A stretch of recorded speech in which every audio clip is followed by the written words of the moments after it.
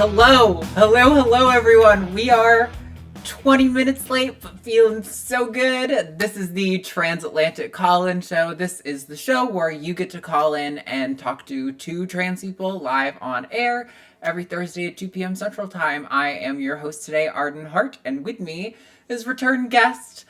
We're a big fan, Lux. What's going on? Hello. Yeah, what's up, everybody? If you've not seen me before, I'm Luxander, and I enjoy being on this show. We have fun. I enjoy both the positive conversations and the more contentious conversations. Keeps things fresh, keeps things spicy. So thank you, everybody, for joining us. How are you doing this week, Arden? I'm doing all right. Although viewers of the show will know that last night's hang-up fell apart because of a network issue that we've been experiencing on my production PC that hasn't been affecting any of the other PCs in the house. That we think seems to be fixed and stable for now. It's not a long-term solution, but it will allow this show to get off the ground today. But I am warning you, because this issue has been kind of coming in and out all day, there's a decent chance that this show will drop. If it does, stick around, because we're going to try to get Jimmy to take over production in that instance, and then I will either hop over to Matt's PC and phone in from there, or we'll figure something else out. But yeah, it's been good. Stressful, but good. How about you? It's been a while. Yeah, I've been doing good. I took a little bit of a vacation. I managed to catch up all my content enough to be like, okay, I could literally leave for like almost 2 weeks. So nice. I took like a week and a half to just play a bunch of Stardew Valley and chill and not look at Twitter very much. Oof, and yeah, it was a good call, because the news when I returned was just immediately bad. Last night was my second stream back. I stream twice a week. So it's like, oh, yay, bad news. So, rough a little bit, but we'll talk about it. Yeah. Also, now somebody is saying that I sound like I'm in a well. Yeah, you might be using the wrong microphone. Okay, let's see. It's definitely the right microphone, because when I hit mute. Yeah, it cut out there, but it is definitely you can really hear the room around you. Let's see what we can do here. I am so sorry, y'all. Also, the device volume is low. Is my volume okay to everyone? I'm surprised that people can hear me. I feel like it's okay, but I'm gonna put up a noise gate, so hopefully it'll only pick up audio at a certain frequency, which would be like my voice. Sound like I'm phasing. Jesus Christ. I might believe in God, if only because motherfucker's out to get me right now, and that tracks with what I've heard about him. Okay, hold on. Let me find out if I can see what's going on. I am so sorry, you guys. We haven't had issues like this in not well over. Hold on. It's gonna update live. What? No, why did it pick that one again? Okay, fuck it. I'm just gonna tell you guys what last week's poll was, because this is the shit show, apparently. Can't even work on the audio effects while I'm doing this. God fucking damn it. I was trying to tee you up to let me start talking. I know. Okay. This was about, in the UK, some trans girl got heat for participating in a fun run. It's not actually what it's called, but it's basically a non-competitive thing where a bunch of people in the UK, park run is what it's called, engage in this sort of marathon-esque event, and there are gendered competitions despite it not being competitive. A trans woman was in one, and so the UK turf scene hated on her, and our question was, do you think trans women participating in non-competitive sports like fun runs is controversial? Yes or no? Unsurprisingly, 93% said no, that's not controversial. I don't know if you've heard about any of that or had any thoughts about that. I hadn't. I mean, I have thoughts, definitely, but I hadn't heard about it. So it's what is it, like a fundraiser, like just a community event? It's not an official race. There's no titles. There's no monetary reward. Yeah, I think it's meant to be There may be some sort of fundraising aspect. I'm not entirely sure. This is a UK centric Katy idea poll. Uh, Mm-hmm. yeah, I'm not exactly sure where the what the point of the fun run is. I imagine though, but it's definitely not competitive. That was like a key factor. So all the Hmm. complaints about a trans woman's participation, a lot of their common arguments don't hold up in that environment. Yeah, I mean, I think that this is one of those. It's kind of a perfect moment of they don't realize that they are saying the quiet part out loud because a fun run or a park run, as I understand it, is like a community event that people voluntarily participate in. It's not like there's an entrance fee, it's not official in any way. It's a community event. So what these people want, these gender criticals or turfs or whatever you want to call them, transphobes at large, they want there to be no trans people in the community. And personally, I perceive the attacks on education like as well. If you are preventing a student from using the bathroom, they can't really meaningfully go to school. If you don't prevent them from being bullied, then they're eventually going to have to switch schools or be homeschooled or something. So it's like they're preventing trans people from participating in the community, like having opportunities to just be valued and equal members. And that's, I think, the part about it that bothers me the most. Yeah. No, I would agree. It's clear that they want you to. They're trying to just exclude trans people from society, generally speaking. Hmm. Which I don't think is really a surprise to anyone. It's kind of always been their mode of operation. Um, but yeah, it is definitely exhausting when there are like potentially real serious issues we could be addressing, but instead we're talking about a member of a community doing a community event. Uh, but Yeah, wonderful. um, okay, so I think there'll probably be more opportunities for me to try to work on this issue while we talk about the next poll.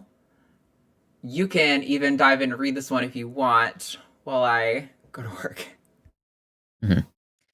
Oh, it's up. Cool. Okay. So, do you think Superintendent of Public Schools Ryan Walters is in part responsible for the murder of Nex Benedict following his enforcement of Oklahoma's anti trans public school policies? So I feel like I should contextualize this a little bit because this is kind of fresh news. Um, so, Ryan Walters, to start with, is the superintendent of the Oklahoma School District, which recently appointed Shia Reichik, the Libs of TikTok lady, as like she's in charge of the library or something. Like what I don't know what exactly her job is, but she's somehow affiliated with the school board now, and she still does this thing online where she's putting tiny accounts on blast in front of her like violently hateful followers. So there, she's actually working in the same school district. I think that this Owasso High School was, and so Nex Benedict is or was, I suppose, a transgender teenager, a non-binary teenager who they were involved in a physical altercation in a school bathroom. They were in the girls' bathroom, which they were supposed to be in for Oklahoma's recently passed law about people using the bathroom of their assigned whatever. Um, so there were like three girls, Nex, and another transgender student in this bathroom. And there's a physical altercation. At the end of all of it, Nex had like a bunch of visible like bruises and signs of being in a fight. They had apparently either been pushed or had fallen and hit their head on the floor, which I think anybody understands that that's a pretty serious injury. And they ended up passing away the next day in their living room at home. And, the initial autopsy report from the police locally is like, they didn't die because of their trauma of the bathroom. It was something else. It was totally unrelated, just a coincidence. So we'll see what happens there. But yeah, so Ryan Walters, I think, as a superintendent of this district where bullying is known to happen, Nex had been being bullied for at least a year, and other trans students. I just retweeted a video earlier of a trans student talking about being bullied um, in that school district, and yeah, the hostility seems to be kind of increasing. So I would say if your job is to like be in charge of the enforcement of these policies, like if you are enforcing the rules that say you're not allowed to use these bathrooms, if you are engaging in hateful rhetoric and appointing someone like Shia Reichik to be in charge of anything to do with children, that seems bad. So I'm going to bias everybody who's taking the poll by saying yes. I think that he is at least partially responsible. Yeah, I realize the audio is not totally fixed yet. I'm working on it. But I worded this intentionally to say, in part, responsible for that reason. Because, like, did Ryan Walters commit the violent act that led to the situation? No, obviously not. But his rhetoric has been super inflammatory. He's talked about removing gender ideology and woke ideology from schools. He's talked about enforcing these bathroom policies specifically to protect our girls, which is ironic because it was our girls who seem to have been involved in this altercation. It's also difficult to talk about this situation because I think as a queer person hearing about the situation, I think when you hear like words from the police report, right, these students were involved in an altercation, two trans kids with three older girls from this school in the bathroom, you pretty much know what that's implying, right? But there isn't official information released, so you have to be a little bit careful of how you talked about it because there are so many things we don't know. And, while part of me wants to be outraged that we don't have the names or the information about the girls involved in this incident, and it feels sometimes like, why are we protecting cis lives, protecting their future and their reputation over the actual life and justice for necks who lost their life in this situation. It's really easy to want to fall into the outrage about it and condemn this for what it seems to be. But unfortunately, we don't have information on this. And so we do have to be careful about how we're talking about this and to, leave room for reasonable doubt and with this. But I do think it's okay that we can talk about the facts that we do have as they seem to be and how that makes us feel. And that's why also these polls are not indicative of, outcomes for those girls or, or like an indictment on Ryan Walters. But I do think it's important to put the spotlight directly on people like Ryan Walters, considering the impact he's had in enforcing and pushing these sorts of policies. Because, if these laws were in place, now granted Next was non-binary, I don't know what bathroom they would have preferred, but what if they had preferred the men's restroom? Would this event have happened if they had been allowed to use it? Like, it's really hard to know. And regardless, I think we can say that the culture that has been fostered by people like Ryan Walters and the community, clearly in Oklahoma, lead to the kind of sentiment that would cause people to pick a fight with trans kids in the bathroom. But regardless, it is important to remember we don't have all the information. And if we get more information, I definitely would like to keep talking about this because this is an incredibly important thing. And I don't want to lose steam on this. I think the news has picked up on Nex's story, and I think it really has the potential, their life and the tragedy that happened to them, to maybe have a positive impact on kids in the future going forward. And it shouldn't have to be that way at all. But if we can create some positive change about that, I think that Next probably would want that. I know that their grandmother is using all of the excess money from their GoFundMe to donate to anti-bullying LGBTQ organizations. So I think that's what she would want. I really hope we can keep steam behind the story, and as we get more information, to do the things that are necessary to hopefully create a better environment for the future. Also, I think Jimmy is connecting now to hopefully solve this issue because I don't particularly know what the issue with my audio is. I'm gonna be real. None of the settings, as far as I can see, are any different than they've ever been. Oh, wait.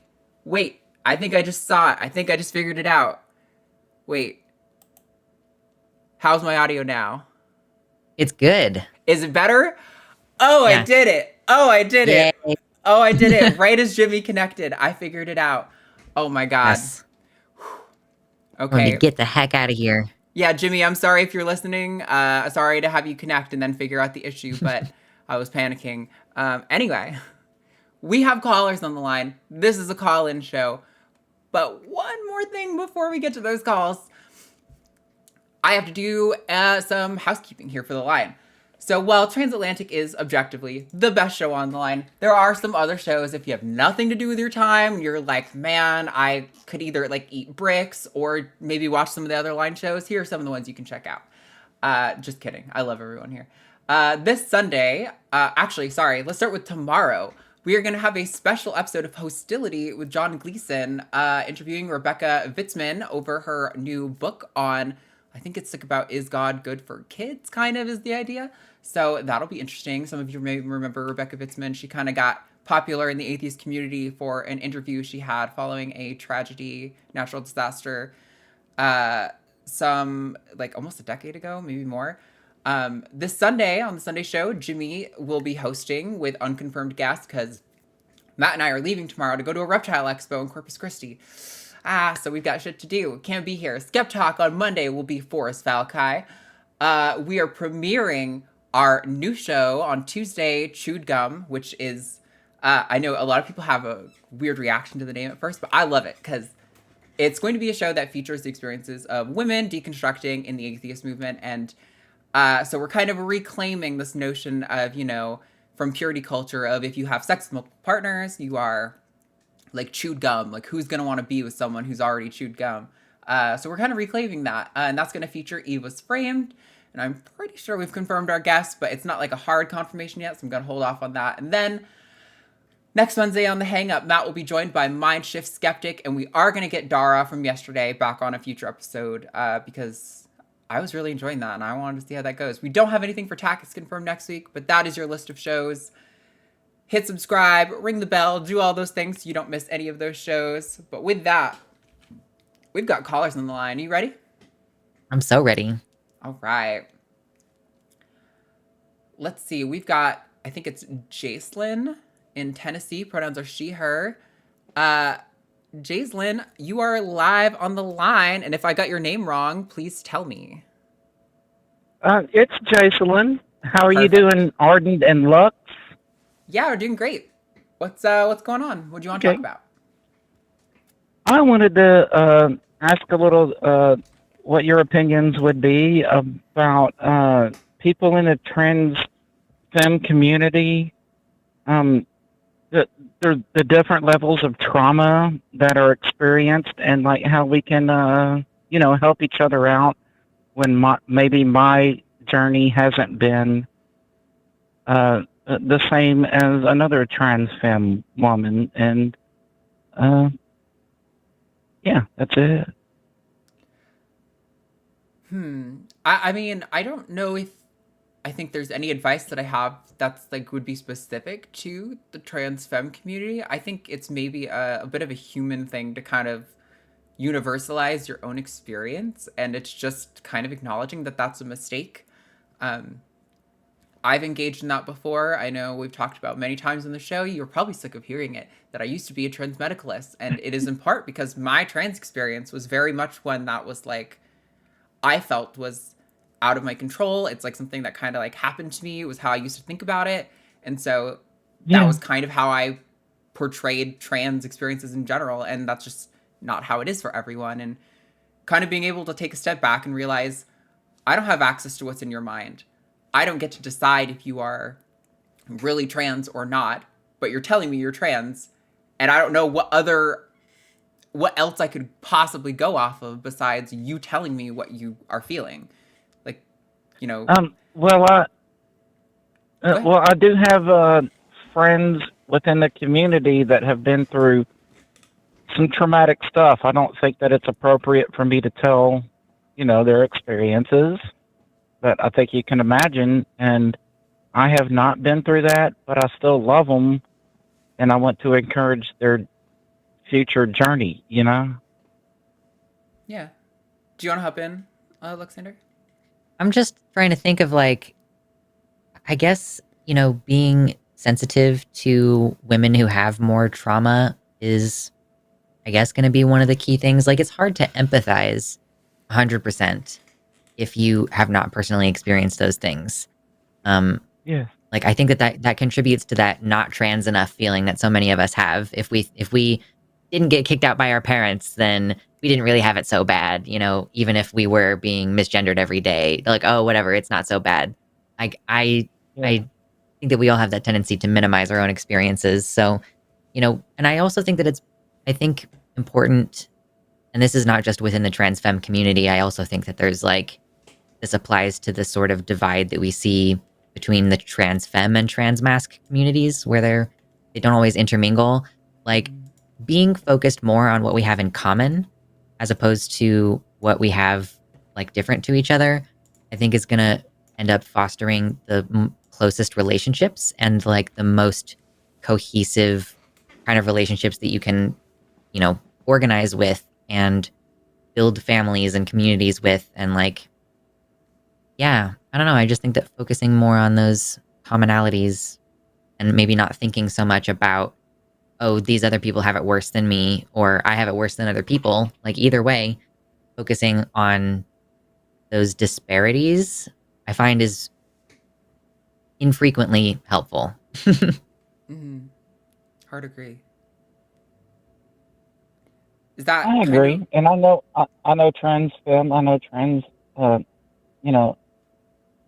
both sides of the story, and there seems to be a disconnect of us trying to get together and make each other encourage each other. Yeah, I mean, I don't know. I think part of that might be in part because I think pre-COVID, I was a part of several different trans groups in my local area that I was regularly engaging with, and that was a mix of trans femme and trans masc experiences and non-binary experiences, and everyone was very integrated and kind of sometimes people didn't like each other, but whatever, that's just people. I do feel I've noticed since COVID, lockdowns and everything happened, that has kind of evaporated, but maybe I'm just not looking in the right places. It just seems people are maybe doing less of that, and maybe that's what we need, is to have more in-person community events like that. I think that helps people feel more connected, especially when it's local stuff, Well, COVID has nothing to do with my transition. I'm just in a new place with a lot of LGBTQ really good people, and we're all trying together to help each other out. And some people come from different levels of trauma, and some people don't. And I'm one of the people that I don't have a lot of trauma about it. It's just my journey is different than a lot of the people that I know within the community. And that's kind of hard to deal with sometimes. Yeah, I can understand how that might make you feel that way. Just keep making more friends. I mean, eventually you'll meet people who don't have as much trauma. There's got to... percentage-wise, you're gonna find more people, I think, that have some kind of negative association at this point still. Just culturally, it's how you are not gonna find very many women who haven't had a negative experience with a man of some kind. Whether it's it could be assault, but it also could just be catcalling. Everybody, every woman has had a negative experience with a man practically. Most trans people are going to have negative experiences from family or from police or from school or from a doctor. Someone in their life has treated them badly at some point. Most of us anyway. So yeah, I would say just be supportive of those people and continue to try to find folks that you have stuff in common with. Whether it doesn't even have to be stuff about your transition and stuff. You can meet people who you have other things in common with, so that you establish like a kind of, okay, a bunch of different kinds of relationships. So you have your trans femme friends who are kind of traumatized, trans femme friends who are kind of more regulated, cisgender friends from your knitting group, some trans mask friends from your anarchist group or whatever. Like, you kind of diversify that a little bit, and you'll have some things in common with some folks and other things not so much. You can always go online too and try to find folks who have those experiences in common. So keep looking. I will, and I'm continuing to do so, and I love the community I'm in. But sometimes I feel a little isolated from it, but it's part of the journey. Girl, I'm transmasculine, and for some reason, my community and my friend group has always been more trans women than other transmasculine people. Like, and so it has felt a little bit weird sometimes, but it has given me like a much deeper appreciation and perspective of what trans women deal with. So I think that that's probably more a good thing than a bad thing. But I get you. It does feel like I can't, like, if I talk to somebody about my experience of being on testosterone to my trans femme friends, they're probably going to be like evil. You know what I mean? Like, Yeah. So it can be tough. No. For sure. I'm sure they love you to death. I mean, it's part of our journeys together, and we need those people around us to help us out. To help you grow. For sure. Exactly. Makes you a more well-rounded person. Well, Jaislyn, I don't know if we hit what you were looking for, but was that kind of helpful or in the ballpark? Yeah, you made me feel a lot better, and I guess before I get off the phone, I'll tell you that Arden, you're awesome. Lux, it's good to meet you, and SR is pretty cool, and Jimmy can go do things to himself that we shouldn't speak of, and Matt is so gay he's straight. So there you go. True. Thanks, Jaislyn. We'll talk to you later. Thanks so much for taking my call. Bye. Bye. I think it's interesting that you say you've had way more trans femme friends, because definitely when I was in a lot of those groups that I was mentioning earlier, almost all of the people who I like made good friends with and hung out with outside the group were all the trans masks, all the trans men, and I was just like, I don't know, it's just there's less weird competition, I think. Yeah, there's maybe on some level. Yeah, there's maybe an element of that psychologically, but all right. Okay, this one might be a little spicy. We'll see. Definitely interesting. We're going to talk to Edwin in Washington. Pronouns are he, him. Edwin, you are on the line. What's going on? Hey, Arden Luxander, can you hear me? Yep, yeah. I gotcha. Perfect. Yeah, so I wanted to talk a little bit about the ontology of trans identity. I guess, first of all, perhaps some may feel I'm taking a trans-critical perspective. So I wanted to address the obvious first. I'm fully aware and accept the scientific evidence that shows trans care in general works, that transitioning improves the lives of trans people, and that trans people should be treated with dignity, with respect, and inclusion in society, and that includes things like, using the correct pronouns, allowing people to participate in sports, using desired bathrooms, et cetera, et cetera. But I wanted to dig into a little bit about kind of what is the truth of trans identity, or what can we know about trans identity? So, yeah. Yeah. Cool. I think Lay it on me. I'm so ready.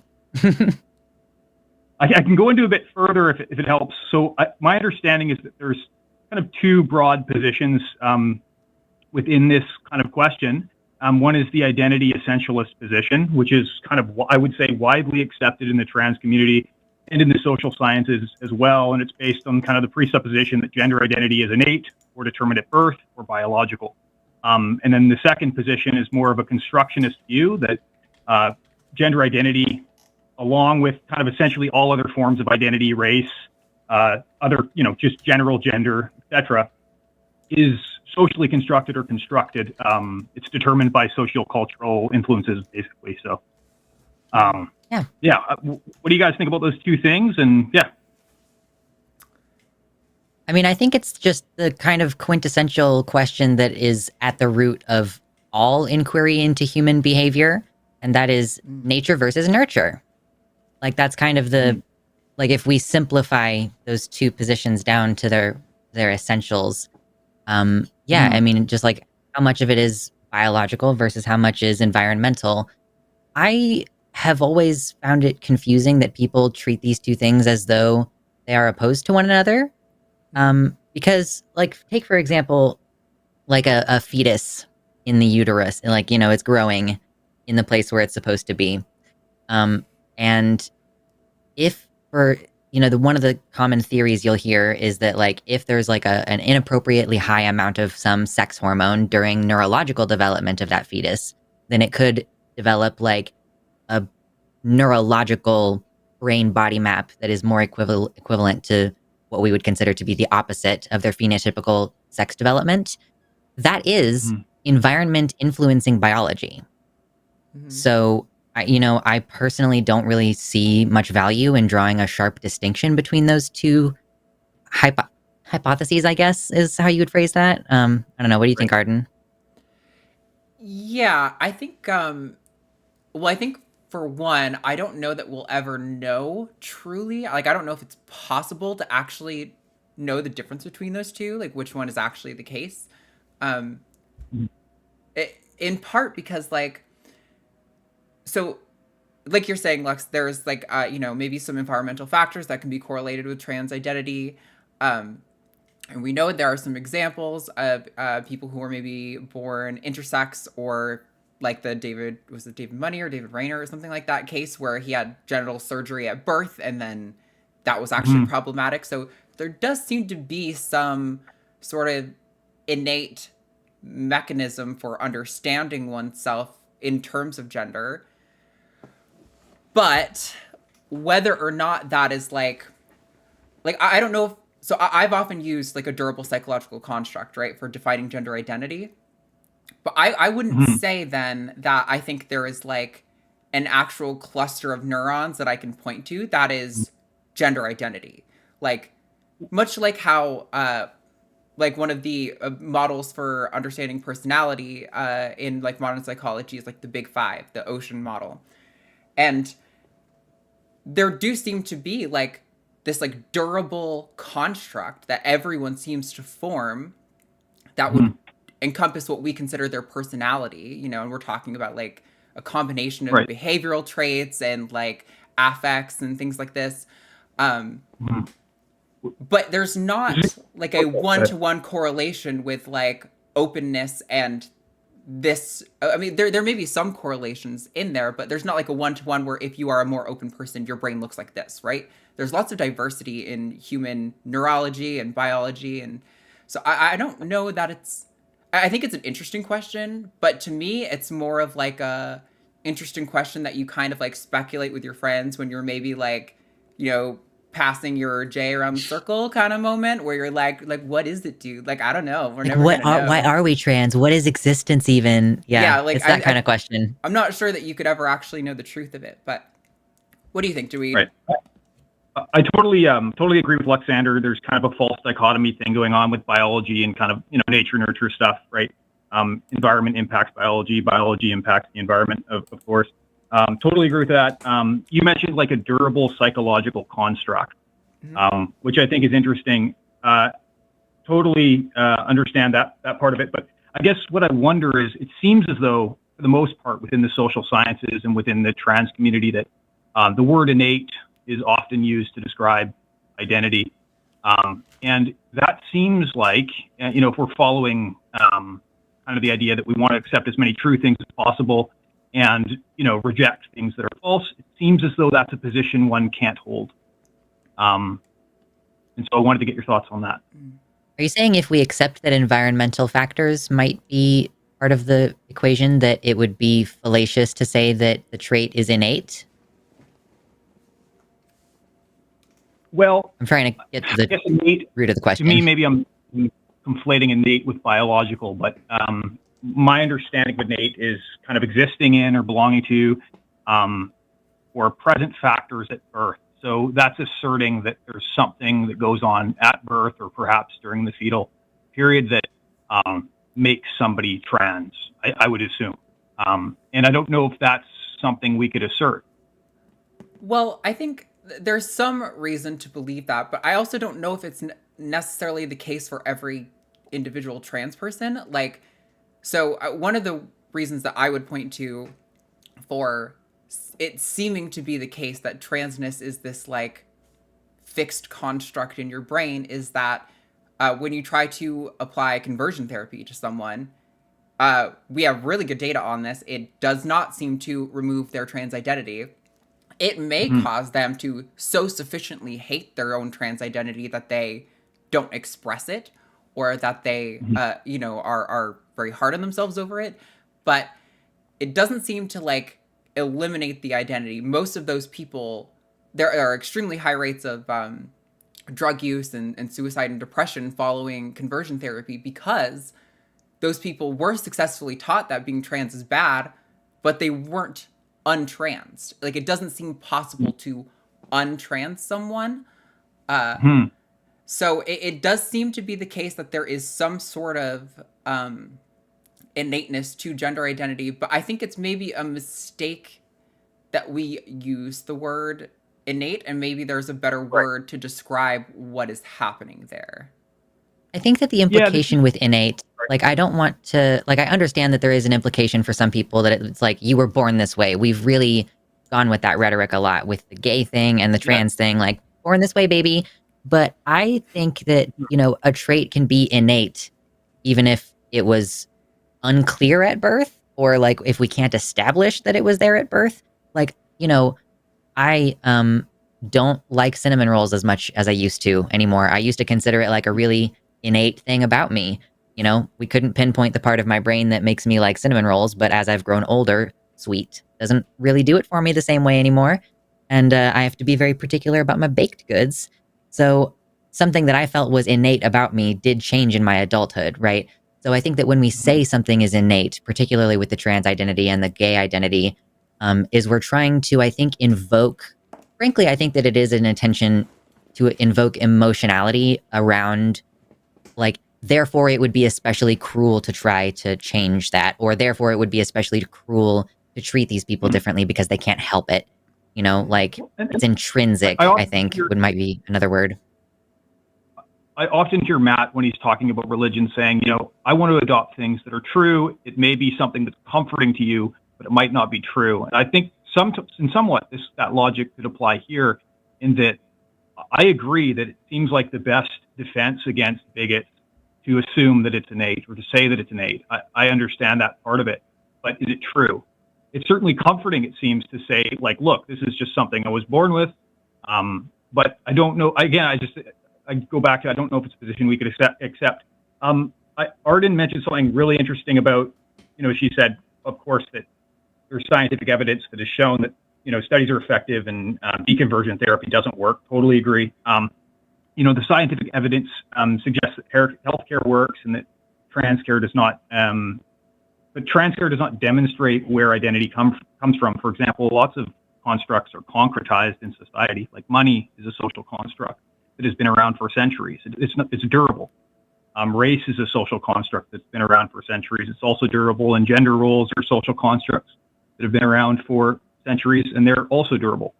Another thing is, like, you can say someone's identity as a black man, for example, is very real. Although we also know that race is a social construct.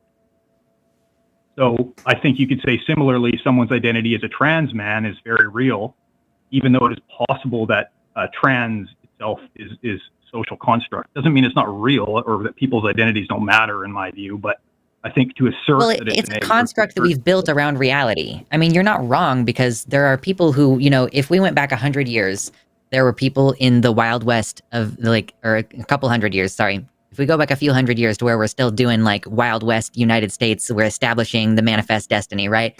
There's like a gunslinging trans man whose name I cannot remember. And, like, he maybe didn't call himself a trans man. Actually, in matter of fact, he probably just straight up was like, you better call me a man or I'll shoot you.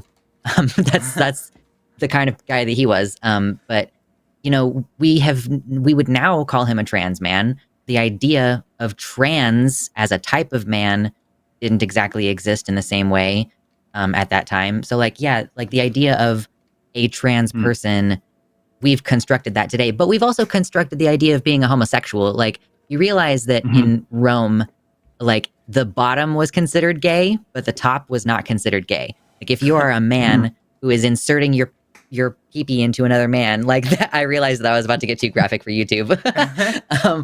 If you are the top, you are not considered gay. Like, it's not a different social status, but being a receptive bottom is a different social status. So, like, yeah, the idea of being trans is constructed, but it's constructed around what is a clear, both biological and social reality. Because people formerly, like that guy who I mentioned in the Wild West, like, he didn't have access to medical testosterone, which is why he had to threaten people with a gun to get them to gender him correctly. So it's clear that those things exist. Yeah. And like the historical fact of it makes it seem like it's a natural feature of humanity, in the same way that some lionesses growing a mane and starting to assert male behaviors is a natural thing that some lions do,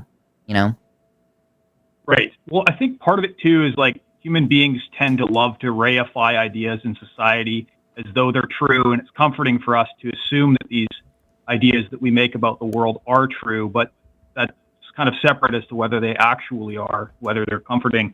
I think the social constructionist position often gets conflated with, you'll hear crazy people like, Jordan Peterson or something saying social contagion.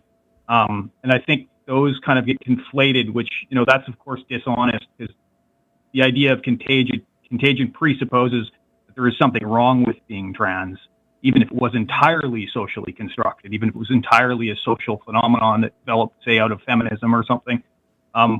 What's wrong with that at all, right? And then I guess the other side is kind of like the social acceptance position, is that trans develops out of, acceptance, and that the more trans people, accept their identities in society as we become more caring and accepting that people have different identities.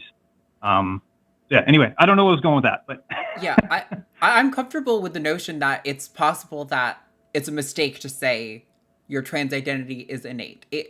I regularly run into, as a trans person, frustrations over the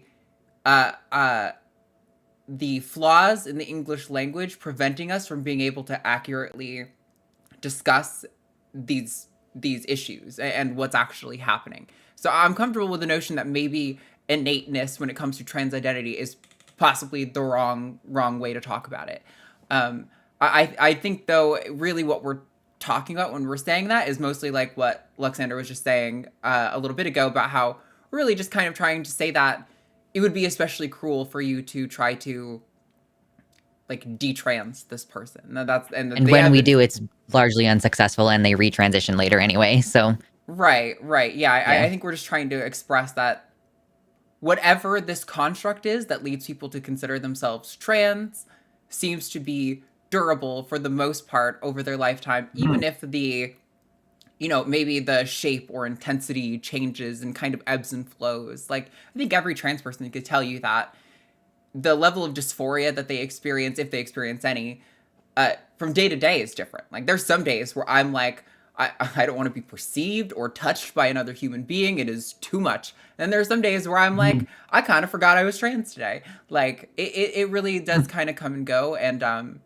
but like the overarching, like, summation of my identity, I would say, is been relatively stable over time, even if I didn't always have the self-respect to articulate it the way that I do now, if that makes sense. Yeah. And I want to say that I don't know, like, what the burden of proof is on whether we are willing to call it true that transness is innate. Like, my mom has PCOS, and so I'm readily able to believe that I was on track to develop completely phenotypically female, but my mom having an inappropriately high amount of testosterone in her body while my brain was growing, like, that makes, like, good enough sense to me that to feel like, okay, that's a good enough developmental reason. And like, I guess I just like, and knowing the fact that it's like historical, that your brain feels better when you go on the right hormones. Like, I don't know if you had this experience, Arden, when you were younger. Like when you first start hormones, you often like start to just feel better mentally before you even noticed any physical changes. Oh, yes. So it's like there's something deep in me that it just feels better. Like my brain just works better. I can think more clearly. So like given the personal experience as well as all of the outside evidence for like all of this, like I guess I don't know at what point we're willing to just accept that there's enough evidence to say, yes, this is an intrinsic trait, which I think that, again, the main reason why we say that is because you can't change it. It's innate in the same way that with race, like someone is objectively a different color, objectively has different risk rates for certain diseases and stuff, you know? Like there is tangible, measurable differences, I think. And I think if someone were to present a better way of talking about it and make a convincing case for that being like a way that I should start using that language, I'm totally... I've changed my language on this issue many times over the past like 10 years. Can we get society to accept that choosing to be trans would be an acceptable option? Because I think that that is kind of the unspoken aspect of this, is that we keep pushing this idea that being trans is innate, because otherwise you leave open the possibility that it is a choice. It can be changed. It's a lifestyle. Therefore, it feels like a stretch, but it's in reality what people are advocating for. If you say there is no such thing as trans people, it's just a choice that you make. Therefore, there is no such thing as trans people as a classification. Therefore, they do not have legal protections. And that is what conservatives are arguing for. So, yeah, I think that, like, rhetorically speaking, it's like also like to counter the idea. But, you know, if there was greater social acceptance of the idea that you could choose to be trans and that would be an acceptable version of events, I don't have a problem with the idea that people could more casually choose to go on hormones or whatever, so long as they're appraised of the health risks and everything. Like society doesn't accept trans people unless you can convince folks that we're just sick in the head, basically. Like people are willing to accept that version of events more than they're willing to accept like, but I was just happier this way. Because I think that feels frivolous to folks. Yeah, I'm wondering, because you two are obviously experts at this, and you know, from lived experience, and also you do this show. Do you think it would be useful to confront social conservatives with their quote best position, which isn't a good one either, but just basically the social constructivist position is, I think, the one they largely accept. They think this is a social phenomenon that's developed, in society, and just saying, even if it is, what does it matter? Does it matter if it's social or not, or elements of it are social?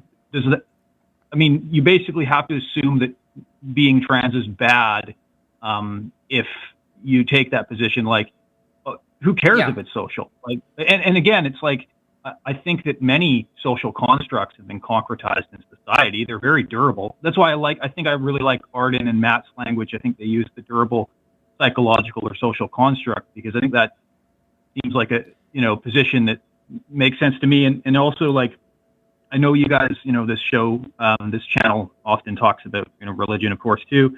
And Matt often takes like an agnostic atheist position and says, look, I don't know. That's the best thing when you're unsure, is just simply say that I don't know.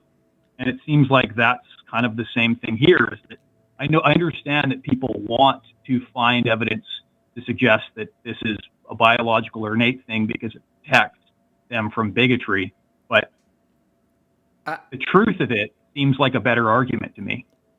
I mean, what I'm saying is that there is plenty of evidence. Okay, you know how like we don't have any direct evidence for evolution? We have to imply evidence of evolution through looking at the lens of like a bunch of different scientific fields, right?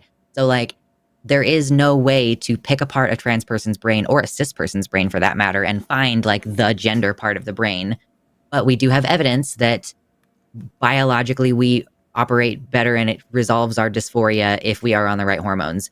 Like anthropologically, we have evidence that people went so far as to drink horse piss in order to transition themselves. Like I'm saying like we have evidence from a number of different fields. So I don't really understand what evidence you would require. And also I feel the need to point out that conservatives don't actually care about the evidence or about whatever arguments you're making. They're going to disingenuously twist all the facts. So it's like perfecting our arguments for the purpose of countering what the conservatives are saying is only kind of useful insofar as we're trying to deconvert the people who have been duped into listening to them. But as far as conservative politicians making these arguments, they don't care about the truth. Like trying to pursue the truth in politics is pointless. Sorry, Arden, what? No, it's okay. No, that was great. I'm sorry if my were. You're good. You were eager. Yeah. No, I would rather have a more accurate model of the truth. Personally, I do think there's value in measuring how your rhetoric and interacting with conservatives and stuff like how Lux was just talking about. But like, this line of thinking is kind of what I was mentioning on that first call of what kind of helped pull me out of the trans medicalist mindset was this notion of like, whether or not transness is innate, whether or not transness is, you can choose to be trans or whatever.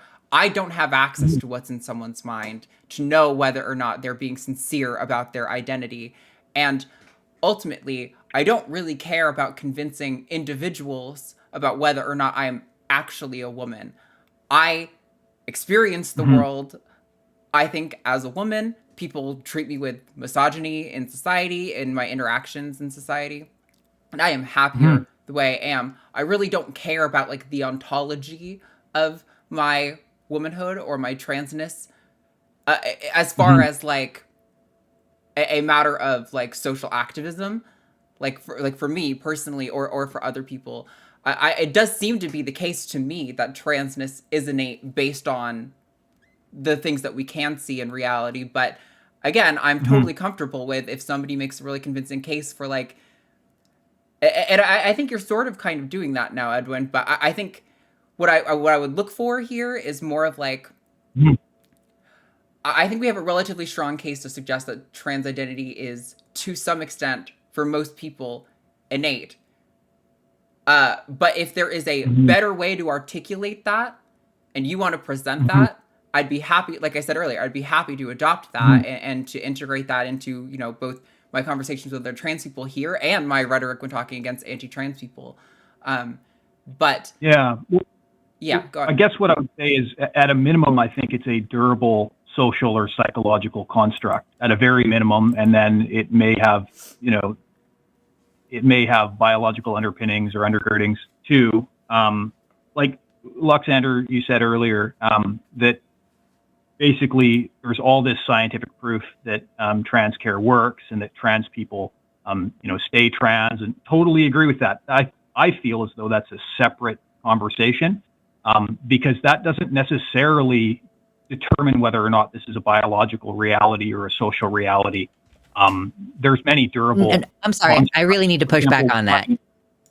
Like your brain is a biological piece of meat, and if you biologically influence it with medication, and that substantively changes the measurable like aspects of brain chemistry that you have, I think that is very clear biological proof that there is something in your brain medically or biologically or neurologically that is trans, like ontologically, I guess you could say.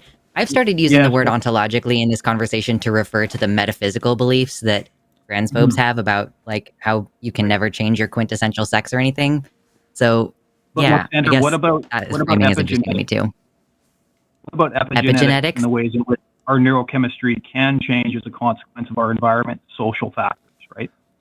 Well, if that were going to, in some way, invalidate, not the evidence that trans people should transition, but the notion that transness is innate, then I'd be happy to see that. But so far as I'm aware, I have not heard of any evidence regarding the epigenetics of trans people on HRT or anything like that. I'm not asserting that it's not innate either. Just to be super clear, I'm sorry if it sounds like I was. I'm not saying that. No, I'm just saying I don't know. I get your mindset. It's okay. But yeah, no, like again, I think it could be the case that some epigenetic research would show that maybe that's why we all feel better after we started taking hormones. It changed our genes and sort of like transed our brains or something. I've actually kind of heard detransitioners make that case, but I haven't seen any evidence of any epigenetic thing, and so I'm not sure that would be like sufficient to overturn like the sort of narrative. But again, maybe you're right. Yeah. Maybe innateness is not the right way to talk about this, but I think there's a pretty strong case for innateness, and I don't know that it's been really sufficiently undermined by any of like the existing evidence. But I guess just to drill the point home about social constructs and how they are real and can be concretized in society. So take something like money, which everybody accepts is socially constructed. Nobody's going to debate that, I don't think. Money has been around for centuries, and money drastically changes the way people engage in the world, their socioeconomic status,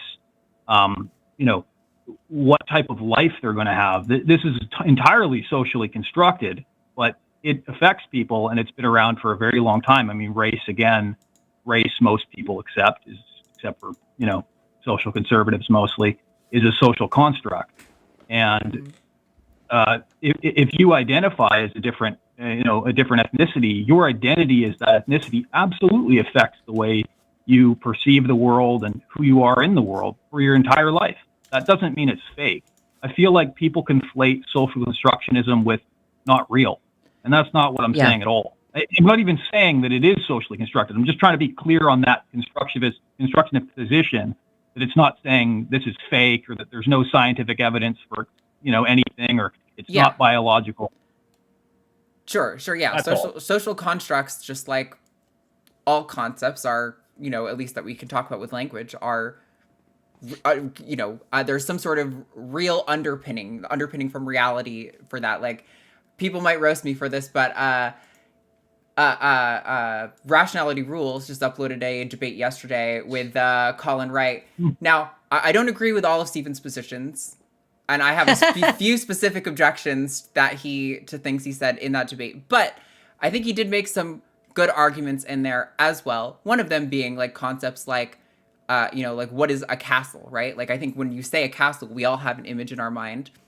And we can agree that to some extent it's a socially constructed concept, but it's obviously underpinned by like the real existence of some sort of building, that is for a specific purpose or something. Right. I mean, even something like the planet Mars is, of course it's a physical planet, and it has properties and chemistry and physical properties, but our ideas about Mars, we think of Martians, or we think about men are from Mars and women are from Venus. There's all these constructs that we add to this real tangible thing. So yeah, anyway, this was kind of the discussion I wanted to have, just kind of the ontology of trans identity, and just questioning whether or not it's useful to assert something such as innate.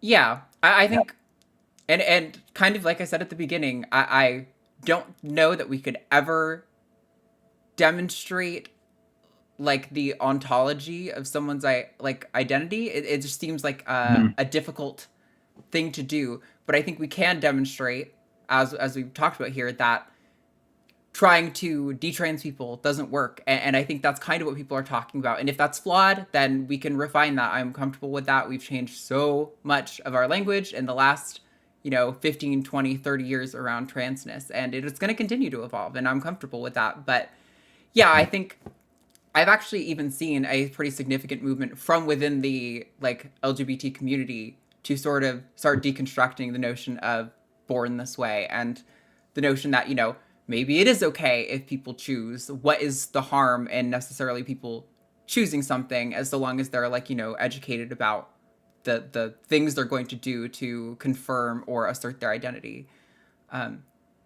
like medical things. But yeah, no, I think this was an interesting conversation. I do kind of feel like we kind of ended full circle, where we're kind of back where we started, of not really having a comfortable answer, but that's kind of the nature of these conversations. But I did find it interesting. So thanks, Edwin. It's a rhetorical question, and so it's going to depend on the context. Like, sometimes it's going to be more useful to say innate, and other times it's not. You just have to pick and choose, really.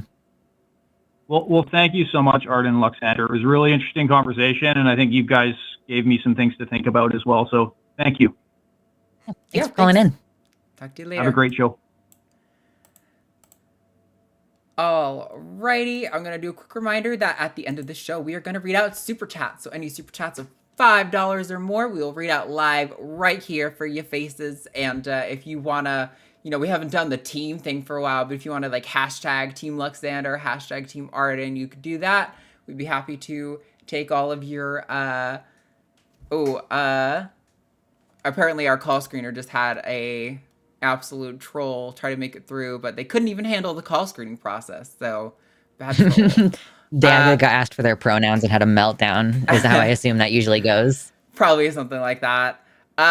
Anyway, also, actually, while we're here, I never do this early on in the show, and I really should. Thank you, Jess, for call screening. Our call screeners do so much, and they often take the initial brunt of whatever bullshit callers have, if they've got some bullshit. So thank you guys for all you do, and thank you, Jess, for helping us today. We are going to talk to you next. Actually, hold on. Because we usually try to give priority to anti-trans sentiment, and I thought I might have seen that. Okay, nope. So we're going to just go in order then. We're going to take Quinn in Indiana. Pronouns are she, her. Quinn, you are live on the line. What's going on?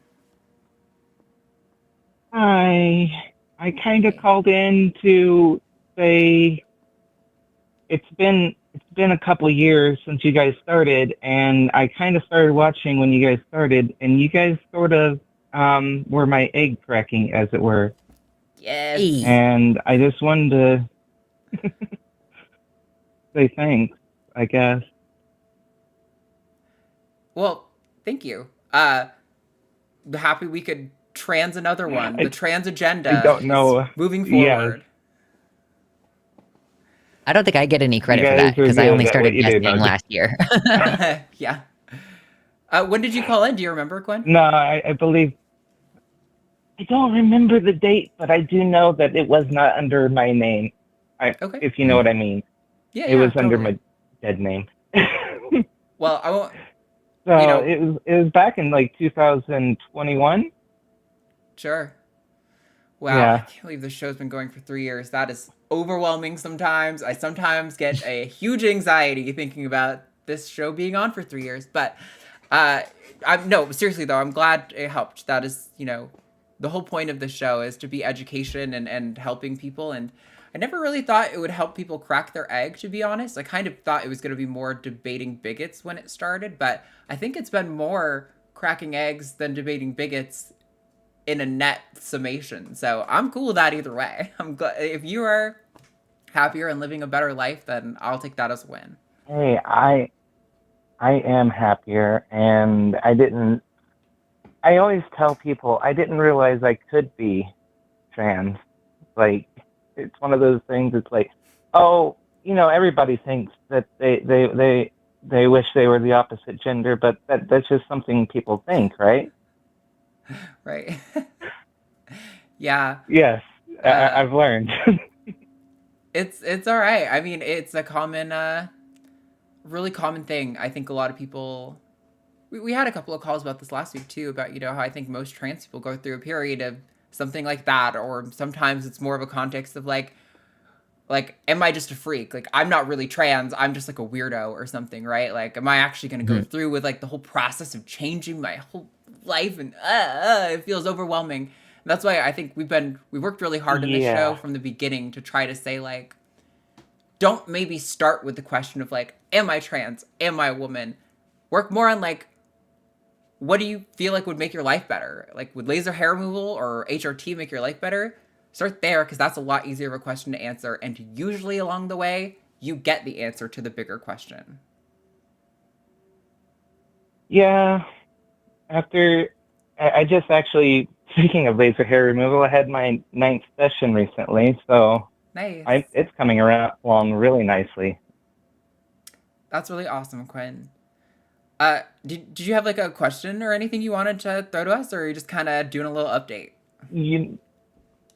Just a little update. I have nothing more to say. Just thank you for taking the time to talk to me today. Yeah, thank you for waiting on the line, Quinn. I really appreciate it, and I'm really glad that you were able to find out more about yourself and live a better life. I think that's great. Proud of you for having the courage to do the thing too. Congrats. Sure. Yeah. Thanks. All right. Well, All right. you have a wonderful day, Thank you, Quinn. guys. Bye. Bye. Bye. Bye. Alrighty. I'm just gonna keep Awesome. rolling through. We've got 4 calls left on the line. We're at 3:25. I'm probably gonna close the lines, so no new callers for the rest of the show, just so that we can make sure we get to everyone still on the line. Do you have a time, Lux, for like out? 5. Okay. Oh yeah, we'll I got plenty of time. Okay. Yeah. Cool. All right, we're gonna take. I'm not sure how to say this name. Is it Kitty Tick? She, they in Oregon. It's Kitty Tick. Kitty Tick, you are live on the line. What's going on? Hi, I was calling because I know that the news is kind of grim this week, and people are trying to find ways to deal with that. And I figured that you guys, being both trans and in the like public sphere, you deal with a lot of needing to cope with the news and having ways to decompress from it all. And I was wondering if you would maybe share some of those with the community to help people in this hard time. Great question. That's a good one. Yeah. So last night we streamed and we talked about a bunch of different things, and then the last thing we talked about was the non-binary teenager dying. And I went into my bed and my cat was there, and I don't know if it was one of those cat knows that I'm upset or if he's just really aggressively seeking affection right now kind of things, but like he got on top of my body and started purring, and I was like, this is exactly what I should do in these difficult situations, because like biologically speaking, cats purring actually has like a calming effect on humans. Yeah. So really, and like it's good biorhythm. oh yeah, it's and the oxytocin release, of course. Just having a little guy who appreciates you, and that's pretty much like one of my go-tos is, just kind of using my pet to regulate myself. Like if you can't get a hug, because a hug is also a great way to re-regulate, then use the puppy or the cat and get those cuddles in. Yeah. I think pets are huge. Obviously, I am a animal freak. I've got so many animals in my house. My new favorite one is, if you see up in that corner, there's a little mister and a little enclosure right there. That is full of our 2 new emerald tree skinks. And I've heard amazing things about these animals, and let me tell you, the first time I handled them, I think I ascended out of my body from sheer joy, because I've never handled a lizard that feels like it sees you and like it acknowledges that you are another entity in its existence. Because with a lot of reptiles, they see you, but they kind of are like, oh, you're the food bringer, and that's kind of all their association with you is. They're not very affectionate. Fine. Yeah. Yeah, and I still love my animals, but that's kind of a thing with reptiles. Not with tree skinks. Oh my god, it's amazing. So yeah, for me, animals are definitely a huge thing. But I think really giving yourself permission to be like, I am not going to be the sole person who fixes the problems of transness in society, and being like, hey, if I need to disconnect right now, I think there's a tendency in our culture, because of social media kind of making us aware of all the bad things that are happening right as they're happening, to feel like you have to be informed about all of them, and you have to know what happened, and you have to know like the take or whatever. And you have to have a take. Right, and you have to have a take. And I just fundamentally reject that. I think it's actually in many cases, unhelpful if you are giving a sort of uninformed take on the matter. I mean, I say that as, we commented on the Next Benedict situation at the beginning, and like there is a lot of unknown information. I think we know enough to make some commentary on it, but like, I don't know. For me, I've stopped using Twitter pretty much. I don't really post except for when I'm like advertising for shows. Maybe retweeting something if I think it's funny or useful, but I'm not really posting for myself anymore, because I've just found that the expectation that I think creators have, that trans people also have, because I think a lot of trans people are in a lot of these online communities, is that like we have to be plugged in, we have to know what's going on, and we have to all be activists, and you really don't. You are allowed to be like, I'm gonna go hang with my friends and not think about this, because humans like evolved to have much smaller communities of interactions, and I think it's totally okay to be like, this is getting a little bit beyond the scope of my human abilities, and to protect my well-being right now, I'm gonna just kind of like bring it back in to like what is like close to me. I think that's okay to do. Not to guilt yourself for, you know, maybe not having the right take or on time take for the latest social thing that's happened. That's a big one for me. And something I've been really trying to get in my brain is to be okay with not engaging altogether, you know? Nice. Those are both fantastic. I use my I kind of disconnected largely from most online media, except for I have Facebook so I can look at my very small friend list, and I have Instagram so I can message with a couple of the people that I connect with them. Some of like it's weird how some of the messaging services exist at this point as connections because some people don't have phone numbers. And like that's the only reason I have most social media at this point is to connect with the people that eschew having a formal phone number. And for me, I like to do it myself. So if I find something that I need to fix that I might not necessarily know how, and I learn how to fix it, I do things that empower me when I'm having a rough time. And then my animals. I have lots of cats, and I also have a dog that's as big as a person. She's like 110 pounds, and I love her dearly because I can lay on her like a pillow. Aww. Yeah. I will also throw out there, like, this is going to feel kind of unrelated if we're talking about coping skills, but like developing other kinds of mastery and skill, like, you know, getting really good at baking bread, or like making a lot of grilled cheese sandwiches until you find the perfect melty mix of cheeses that create the perfect cheese pull, you know, like just having something that you're working on and getting better at, and like hopefully that is not centrally related to being online and dealing with the traumas of the day. Yeah, like along that line with disconnecting, like building confidence because you're doing something that you do have control over, and hopefully that has a physical result, like baking the bread or making something or fixing something, because you'll psychologically benefit from actually like physically, tangibly changing your surroundings. Like if you need to, just rearrange your furniture. Like sometimes that's what you need to reshuffle things like in your brain. So yeah, those are some of my tips. Something I think we need to remember as we get older is that how much benefit we had in our lives from those moments when we gained new self-reliance as children. Like when we learned how to make that pot of ramen for ourselves, when we learned how to wash our own laundry so we didn't have to ask for it to be done anymore, when we learned how to do all of these things. And then when we went out on our own, and then eventually we kind of decided to stop adding new things and stop adding more new self-reliance. And that was just interesting to me that like when you keep adding to it, you keep adding new. It's self-empowering. It's very empowering to you when you think about that feeling when you're able to do something for yourself. Mm-hmm. Yeah, absolutely. I think also. And one comment I did want to add. Oh wait, yes. What are you saying? No. What are you saying? Go ahead. You're fine. I was going to add something to a comment about that earlier guy's thing. So if you're talking about what we're talking about, say what you're going to say. No, go ahead. It's my brain. I did just want to say that. So that earlier guy was talking about the certain constructs in society.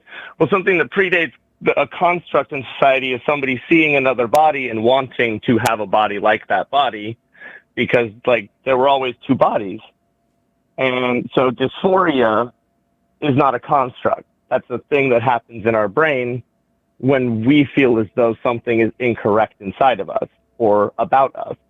And so we know that has existed for an incredibly long time. And if you look at I don't have exact dates or times on the Native American culture. It's really hard because so many of the tribes were completely erased. But two spirits existed in the native cultures on the North American continent, in a lot of them. And those people were essentially non-binaries who existed in between and in both genders and along a spectrum between the genders. And that was a thing that was pretty deep in their culture.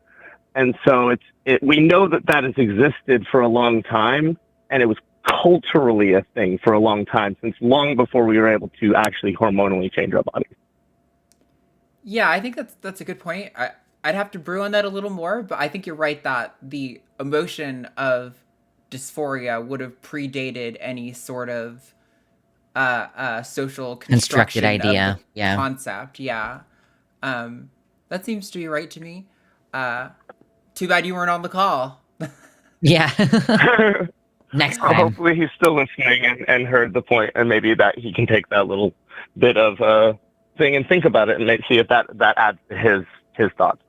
Yeah. Well. Or she. He? It was a he, right? I think he was using he, him.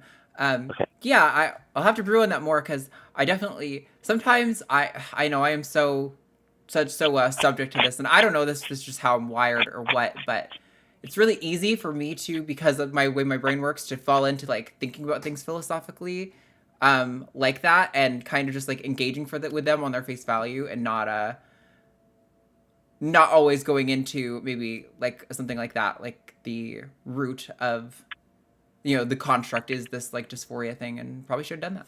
So good note. I will digest that and hopefully integrate that into future conversations. Well, something that for me, I kind of started focusing on when I'm talking to people about being trans is I focus on the fact that for me, it's not about the fact that I want to be a woman as much. It's about the fact that my body feels wrong when I look in the mirror. Mm-hmm. Like, I literally don't recognize myself. It doesn't look correct. I don't feel like that's me. And I want to feel like I recognize myself when I look in the mirror. And so I am adjusting my body so that it fits my perspective of what I would like to see. It's not for anyone else. This is for me so I can feel comfortable in my skin. And so the fact that I will appear like a woman is good, but it's not about being a woman. It's about me being able to live. Yeah, I think I largely agree. Although I do think it kind of...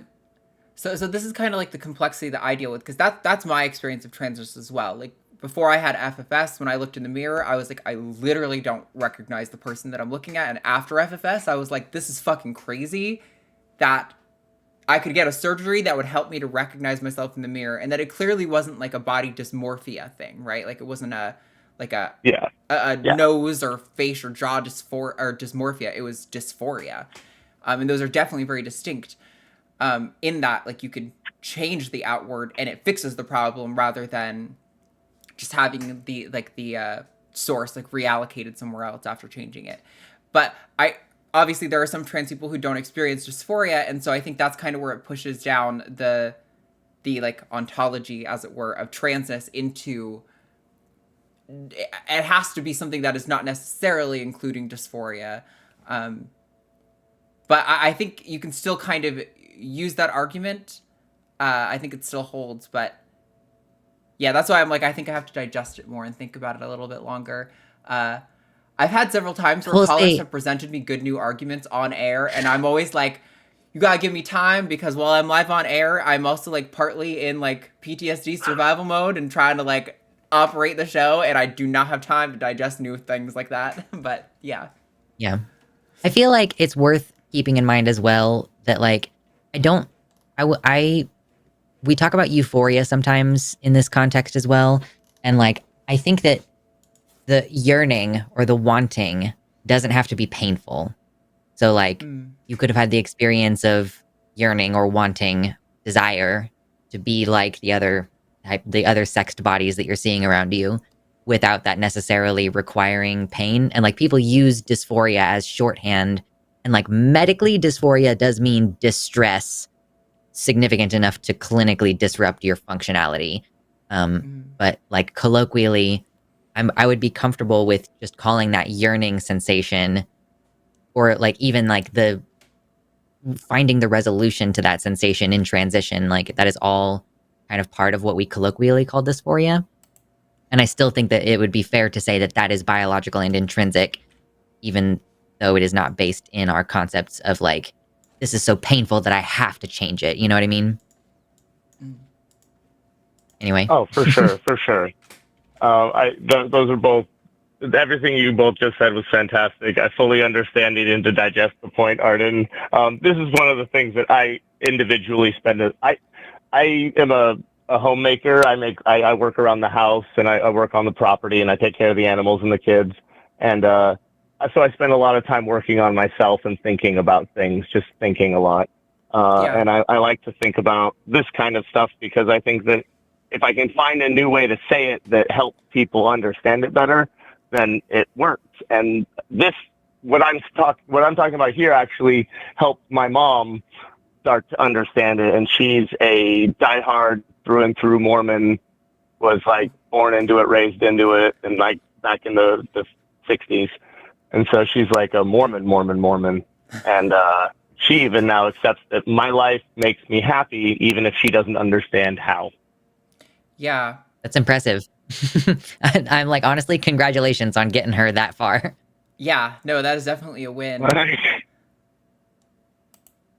Yeah, So, I share the impetus to constantly, revise kind of how you're thinking about it and how you're talking about it. I literally, it's actually in the note of like, how you decompress. Sometimes for me, it takes me like a full day after the show. Like for a few hours after one of these shows, I am going over the whole thing in my head and being critical of certain junctions.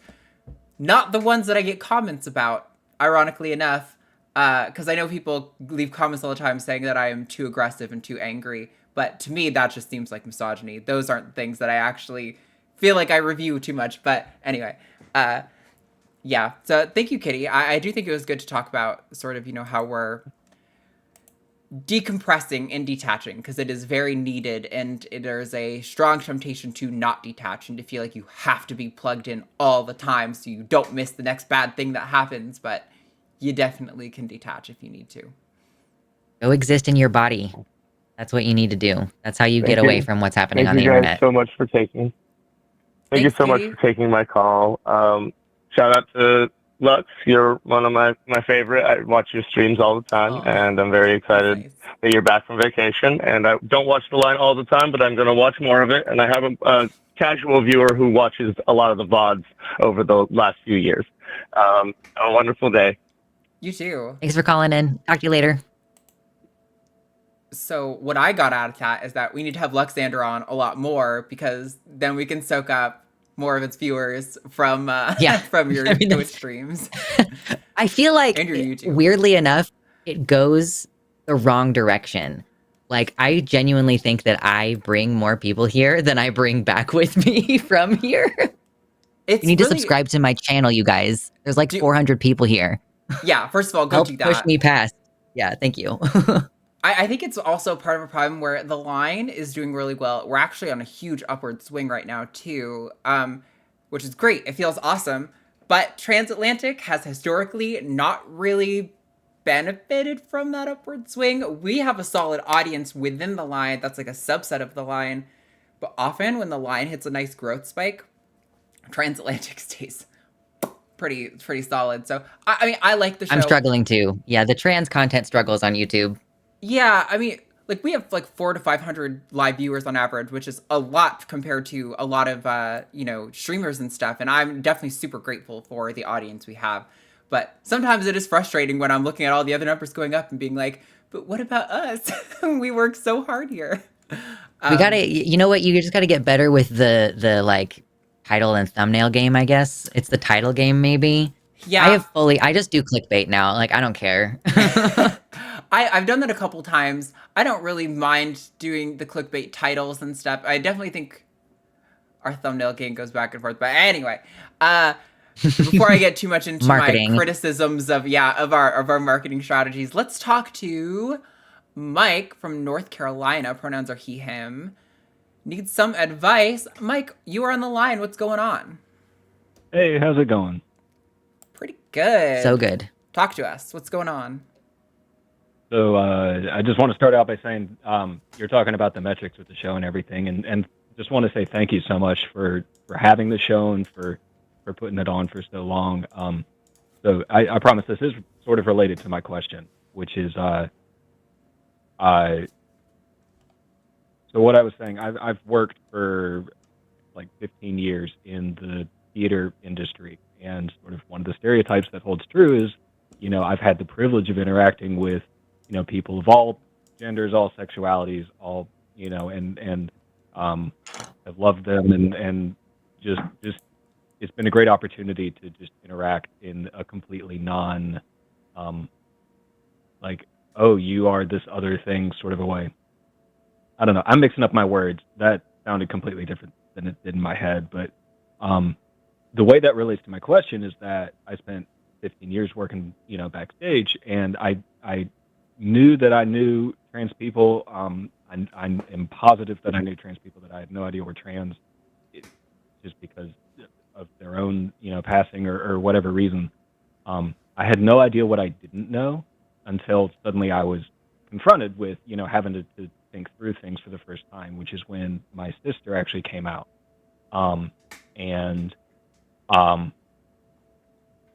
That was, so she came out when she was 19 or 20. And so my actual question is, the way that this came up for me is that left a lot of sort of shared life that we had together, 2 decades of knowing her in a completely different context and really knowing it felt like in this case, knowing a different person. And I love her and I support her and everything. We have a really good relationship now. I'm confident that she would say the same thing. But there's still this sort of lingering, it felt like a very clean break between who she was and now who she is. And I know there's that component of who she is now is who she always has been, but it's, I don't know, the family doesn't display like pictures of her pre-transition because, the whole image thing. And it's also difficult just to talk about like the experiences that we had growing up together because there's this other context to it, and I can't, there's some things that I would be very hesitant to talk to other people about her, it's, accomplishments that she had that I don't want to get too specific, but that were very male centric. Describing her as having achieved those accomplishments, you would essentially be outing her in a very sort of overt way. And so I'm just sort of looking for, and I promise I'm done rambling now, but just looking for generally advice of how to sort of frame this sort of like past life almost that she had and how to be able to talk about childhood and things like that. Yeah, I could jump in. You could jump in. Yeah. So I was just gonna. So you're basically asking for advice about how to have these conversations. Yes. Essentially, like yeah. how to cope with the fact that your childhood was so different from the person you know now is kind of the impression that I'm getting. Like, so from what I'm hearing, it kind of sounds like your sister went away to college and then like came back and was like, I'm a new person now. Like, I kind of have the impression that you were not around for some of that initial transition, or is it mostly just that you feel that your childhood is something you shouldn't talk about? It's not quite either. So when she came out before starting any sort of like physical transition. So Clearly it was a thing that was already within her mind and within herself. It was already settled. So I don't know if that ends up with a yes or a no to your question, but that it was definitely, I've gone away to college and now I'm coming back, or she's coming back, and it's sort of a different person. And I guess the real crux of the question is like how to have these conversations, which I realize is an incredibly open-ended question, but the reason I'm asking is because I don't want to accidentally, like I said, I've been confronted with like, suddenly I know what I don't know. And one of those things is I don't want to certainly offend her or try to put her on the spot or or really even this sort of lingering feeling of like that it would be unfair to ask her to be like the only source of like my own learning in this situation, because that puts so much burden on her. Yeah. So, I mean, at least with regard to like talking about, you know, your memories and experiences with her, I think that's a conversation you can have with her. And I think that's the kind of conversation that's fair to put some responsibility on her with, to be like, hey, I want to know how to have respectful conversations about our life together in a way that you are, you know, comfortable with. And I think that's something most trans people are going to be pretty open about and appreciative of. Obviously, not every trans person is different, but generally speaking, I think most trans people are pretty like excited when somebody's like, "Oh, you're considering my feelings about how to address this." Yeah.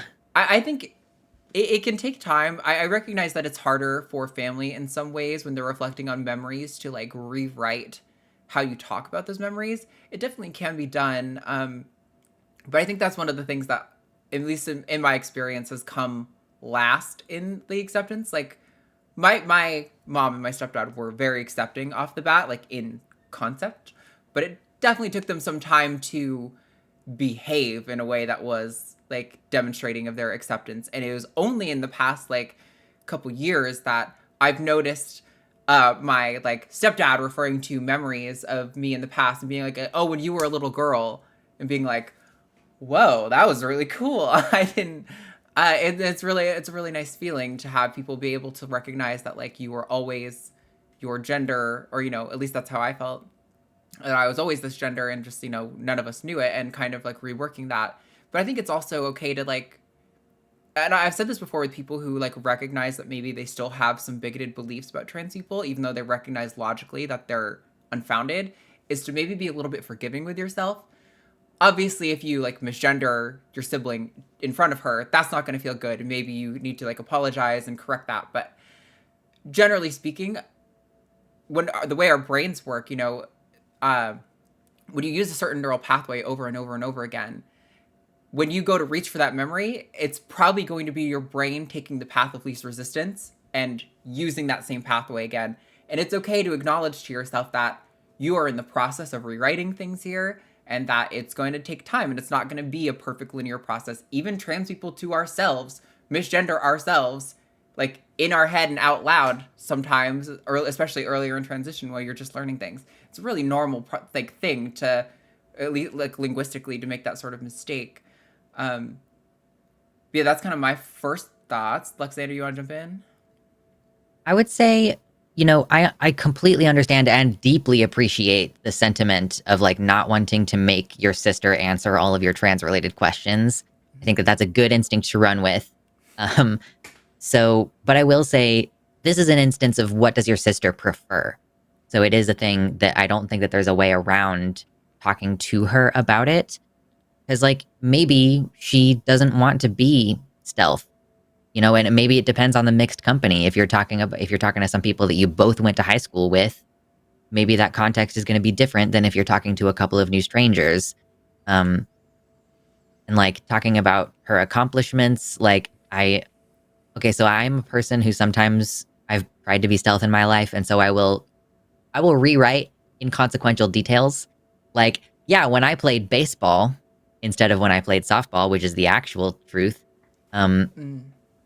So, like, again, you would just have to talk to her and be like, do you want me to obfuscate the truth of how we grew up? Do you want me to refer to you as, like, oh, when you were a little girl kind of thing, like Arden was just saying? Because it is just about, like, what she wants and what she's going to be comfortable with and how you're going to preserve her safety. You know? Like, it's one of those things where I do think it is appropriate to talk to her about it. Agreed. Yeah. Fair enough. And I guess a part of me that's sort of the answer that I was expecting is, well, it depends. Maybe talk to her about it. Yeah. But I appreciate you both expanding on it anyway. And yeah. Yeah. Was that did we cover it? It sounds like you're ready to check out, and I'm like, oh damn, okay, we're awesome. I guess we handled it. We handled it. We're so ready. No, I'm sorry, I don't have a clear answer. Like, I could tell you what I would prefer, but I'm not your sister, so. Yeah. Yeah, which is fair enough. No, I think just I don't want to take up too much if there's a couple more folks still on the line waiting to chime in. Mhm. So I think that pretty much covered it. And just thank you again for your time and Well, if you for think doing the about- show. Appreciate you calling in. Anything we missed, definitely call us back, and we'll be happy to talk to you again, Mike. All right, will do. Take care. Thanks. Bye. Thanks for being awesome and supportive. Thanks. Definitely. Like, genuinely imagine someone in your family being like, how should I refer to you in the past? Like, oh, like, I don't. Yeah, like independently coming up with that, being like, oh, I can imagine that would be a problem. Yeah. Yeah. That level of self-awareness, don't know her. Yeah. All right. Last call of the day. We have Devin here from Illinois. Pronouns are they, them. Devin has a question for us. Devin, you are live on the line. What is going on? Hi there. First, I wanted to say thank you for your labor and for having this. Appreciate it. My question for both of you is, where does identity versus the values of a person, how do they interact together, and whenever it comes to trying to create change? So a couple of callers ago, somebody, for example, stated that their mother is supportive, but it's Mormon. My own mom, actually. My mom is Mormon. My dad is atheist. Guess which one's more supportive of me? My Mormon mom. Yeah. So that's the question I guess I have, because I've been trying to organize, and I'm running into this issue where people sometimes who share an identity with me don't necessarily share my values, I guess, and what I'm trying to do. Makes sense. Totally. This is something that I feel like, especially, I'm sure Luxander feels the same way. Well, I'm speaking for you. Tell me if I'm wrong. But when you're creating on the internet, I regularly feel anxious about working with people and things, because some people have very strong lines in the sand that I don't necessarily have, and there's a lot of contention. The internet can get very heated and stuff, and when you're trying to do sort of this, at least from my perspective, this angle of like activism and content sort of hybrid, it's a weird line to walk to, like, generally speaking, like, we're this like a skeptic atheist channel, right? Like, overarchingly.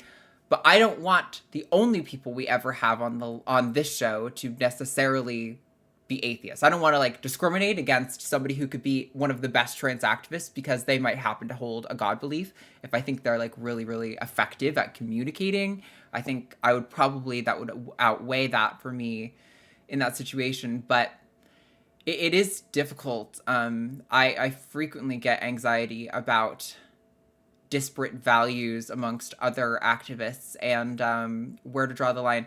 Like, also, for example, earlier I mentioned Stephen Woodford from Rationality Rules. Like, he gets a lot of deserved criticism. Don't get it wrong, right? But I will say, his debate against Colin Wright, while I have some very strong disagreements with him, and I would actually really like to talk to him about them because I feel like there could be some resolution on at least one of them, I also think he really effectively made Colin look foolish in several points in that debate. And like, I think that's really useful. And while I disagree with maybe some of his framing on certain things of kind of like, you know, this notion of these crazy self-ID activists or whatever, I do think the net result of the debate was positive, and I struggle with how to necessarily engage with that, because I know there's probably some people in this chat who would rather just say, nope, Steven's fucking shitty on certain aspects of this, and he just sucks, and I don't want to deal with him. And that's totally fair if that's how you feel. But I also kind of feel like he's a massive creator. He's cisgender. He has a lot of respect amongst intellectual people. If he's going to be willing to be listening and on our side for the majority of this, I kind of want to be able to use that as like a really good resource, and not in like a taking advantage of him kind of way, and being like, we at least share the value that the anti-trans craze is blown out of proportion and is disproportionately harming a minority group of people that we could be helping. And it is a weird line to walk of where those differing values are and what your personal line in the sand is of like, I won't work with that person for this reason. I've struggled with that a lot, and I think it's kind of always changing a little bit for me. I'm always trying to refine that to have a better practice and to have better relations amongst other activists. And it's a weird thing. I don't know. Lux, do you have that experience? I mean, I could riff off of that for sure. I don't know if it's quite addressing the original question as much. I guess how I'll go with this is that, so it sort of depends on the scale at which you're trying to organize or at the scale at which you're trying to have a relationship. Because you will often find that the heavily religious parent is more supportive for some reason of the transness than the agnostic parent. And you're like, right. Why? Your values should be consistent with skepticism, and why are you acting all judgmental? And that's normally I associate that with religiosity.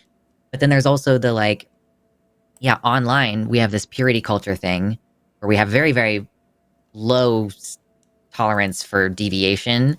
Then you start participating in your local, actual physical in meat space community where you're trying to make sure people are fed through the winter.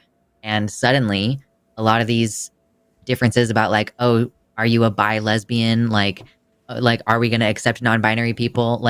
Those kind of conversations change shape or become non-existent depending on what the actual context is. But if you're actually trying to organize out there for real change in your community, you're trying to shut down the oil plant or whatever, you're going to have to work with somebody who probably is going to make some off-color racist jokes, because that's what it's like living in a community with other people. And practically, realistically, like Arden was saying, or the rationality of rules, I haven't thought about Steven in forever, and I would be so happy to not bother building a community online with Steven.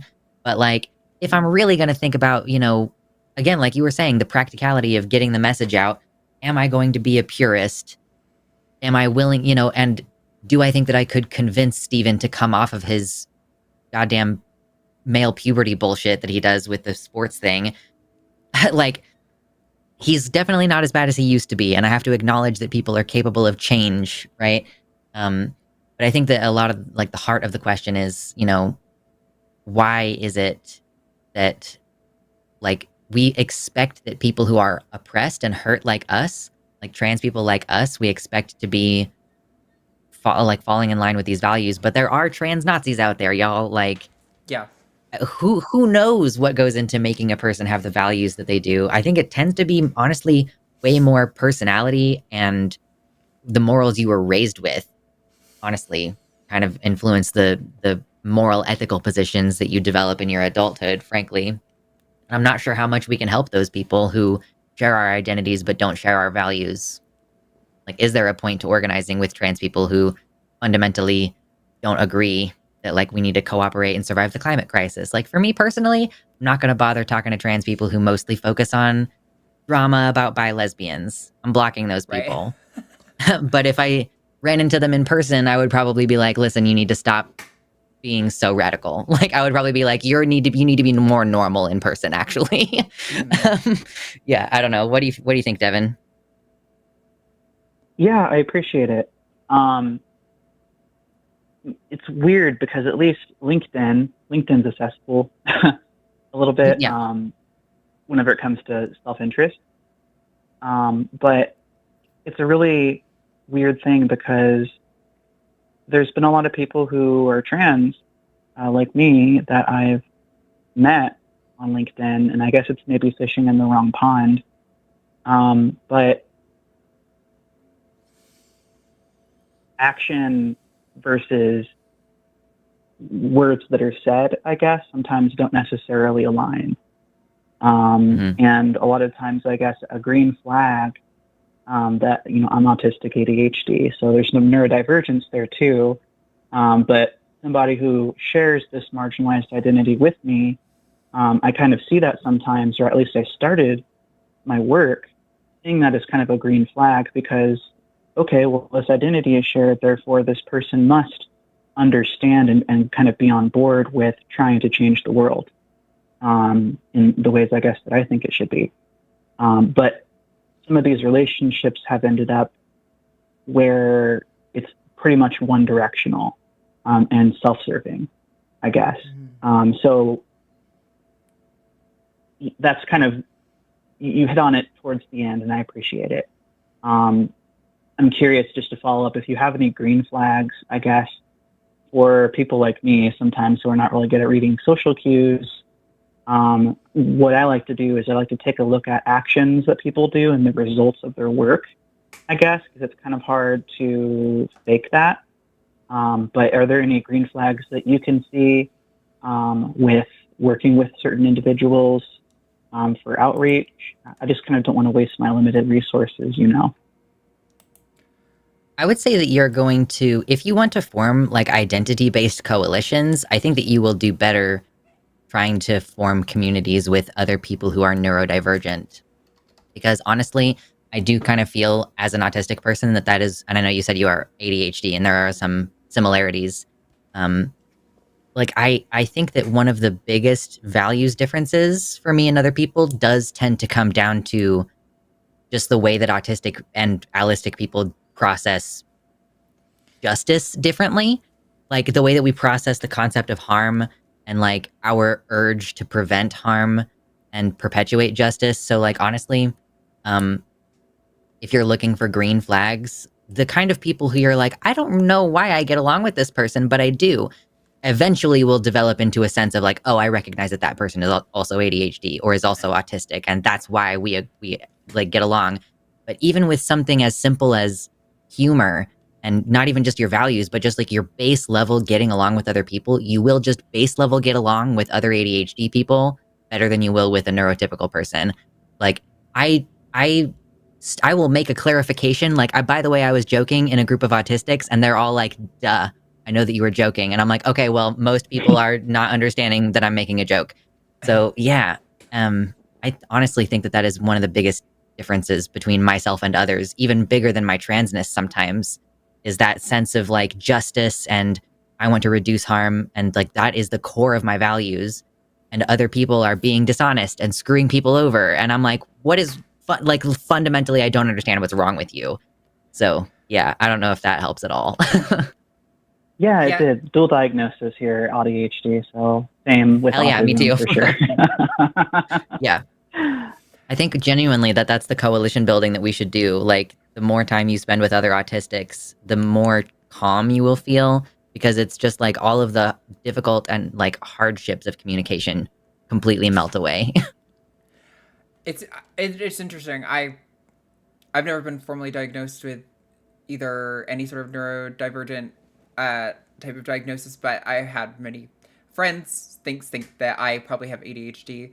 I don't know about autism, but my therapist also tells me that regularly, but I've never had a proper diagnosis. So I don't it's know just how a I worksheet feel anyway. About that. Yeah. But I will say, at least for me, a green flag in terms of activism is like how people think about activism. Like, for me, trying to approach arguments from, well, I don't know. At the same time, I was gonna say I like it when people try to approach things from a like rational, logical, like evidence-based, informed thing where they can be like, oh, I can refute these claims because I have this, set of evidences that would indicate the opposite conclusion that this person's advocating for or something. But I'll say I have learned from some of the people who I've worked with of advantages to other approaches. Like I know Josie, I think she's really good at starting from the place of the facts and then kind of moving into more of the value positions and convincing people on more of the emotional value positions, which the way she does it is the only time it hasn't bothered me when a person does that, because usually I just see it resulting in bad conclusions in other ways. But yeah, I think a lot of the people who I bring onto this show, it's largely because I appreciate the approach that they take to activism, and I like the way that they talk about these issues, and it feels like it is similar to how I prefer to engage on these points. But that kind of like also necessarily means that like, you know, I'm preferring my approach, and I don't necessarily think that my approach is the best for everyone at activism. I think I'm very much like, there's a great quote, I forget who said it, but it was back, you know, in the gay liberation kind of times. So we're like, you know, late 80s, early 90s, where people were saying we need both the radical leather daddies and the business gays in suits to kind of progress society, just to kind of show that we can push from all angles. And I think it's more effective at convincing people that, like, you know, we are people, that we are just as diverse and complex as every other person, and we're not, you know, a monolith of like blue-haired screaming people or like Blair Whites or anything like that. Like we're a diverse set of people who have, you know, different values, and we basically just want respect and dignity, and to not be discriminated against in society. So I don't know. It's definitely a mix. I have my preferences, but also I feel like my preferences have in many cases prevented me from working with people who may in fact be phenomenal activists. I just personally don't vibe with their approach. But I think that's also okay. I think you're probably going to do better activism if, kind of like Luxander is saying, if you find people who you just connect with fundamentally on like a human level first. You're probably going to be more effective if you are like similar communication styles. And, you know, and like you can have your group over here doing this, and they can have their group over there doing that. And it's all like moving hopefully towards an end goal that is better for all of us. Yeah, I don't know if that answered your question at all from my perspective, but. It did, absolutely. Thank you so much for your time. I appreciate it. Cool. Thanks, Devin. Thank you. Have a wonderful day. Talk later. Thank you. You too. Bye-bye. Okay, that, folks, ends the call-in portion of the show today. Thank you, Luxander, for being here with me to talk to all these people. We had 2, like, full-on gender criticals last week, so I was kind of assuming... Now, granted, I see the chat has been a little bit toxic. Thank you to our there's mods. been a little bit going on in that, yeah. Shout out to Thank the you, mods yes. for keeping the chat respectful and safe. I was expecting somebody to call in... you know, the troll called in and yelled at our call screener, which is stupid. Don't do that. You can't get on the call. Yeah, you can't get on the call that way. Gotta play it cool for like 10 minutes. Yeah. But I was expecting us to at least have a gender critical caller who wanted to do the sort of like, well, I'm not unreasonable approach. So it was interesting that today was mostly respectful callers. I appreciate that. Is there a pattern of like certain guests invite certain, because I feel like Nominal Naomi is going to invite a lot of spiciness, and I saw that she was on the show a couple weeks ago. Yeah, I do think Naomi kind of brings a bit of a spicier crowd. Definitely, that's probably because I'm too wholesome. Yeah, that's it. You are too wholesome. People don't want to argue with me because they don't know how good at arguing I am. No, I'm sure that's not the case, but it's like... I don't know. Yeah, I do think probably the guests that we have invite certain callers, but yeah, I don't know. It's a mix. We go quite a long time without getting an actual gender critical, and then when an actual gender critical calls, they usually get really offended because I don't let them talk uninterrupted, you know? Yeah, they can't gish gallop. It doesn't work that way. Yeah, they say untrue things and I interrupt, and then they're like, Arden can't handle a respectful dialogue. And it's like, if that's what you call when I call people out on lying, then sure, I'll take that. If you think I'm not respectful and I'm mean and awful, I'm okay that you think I'm mean and awful. I'll accept that. All right. Super chats. Bam, bam, bam. Let's kick it off. We got £5 from Sean Isherwood. There are infinitely many primes that give remainder 5 upon division by 6. You can't make me think about that. I think I almost understand. And by that, I mean, I don't understand, but I like kind of recognize some of the words in that sentence. I definitely, each one of those words was English.